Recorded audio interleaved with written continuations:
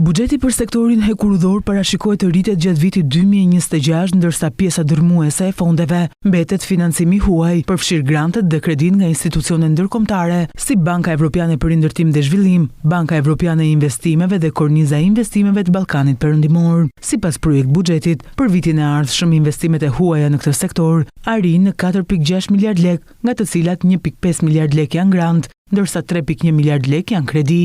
Ndërkohë, financimi i brendshëm ka vlerën e rreth 1.3 miliard lekëve. Në këtë shifër përfshihet mbështetja buxhetore prej 400 milion lek për rikthimin e stacionit të trenit në Tiranë, si dhe 350 milion lek për blerjen e trenave elektrik për hekurudhën Tiranë-Durrës-Rinas, ndërkohë që pjesa tjetër shkon kryesisht për mbulimin e TVSH-s për kontratat ekzistuese. Për vitin 2026, portofoli i investimeve fokusohet në 3 projekte strategjike, të cilat janë të ndara në disa zëra buxhetor, por që së bashku përbëjnë ndërhyrjet më të rëndësishme në rrjetin hekurudhor. Projekti më i madh mbetet rehabilitimi i linjës Tiranë-Durrës dhe ndërtimi i linjës së re Tiranë-Rinas, që përfshin dhe ndërtimin e godinave të stacioneve dhe elektrifikimin e saj. Projekti i dytë është linja Vorrhani-Hotit, i cili vlerësohet si një nga segmentet më të rëndësishme për lidhjen hekurudhore me Malin e Zi dhe mëtej me rrjetin evropian, ndërsa i treti që merr financim është rehabilitimi i linjës Durrës-Rogozhin. Sipas relacionit të projekt buxhetit, synimi kryesor për sektorin hekurudhor është përfundimi i punimeve në aksin Tiranë-Durrës-Rinas, nisja e punimeve me ritme të larta në linjën Vorrhani-Hotit dhe avancimi i projektit të linjës Durrës-Rogozhin.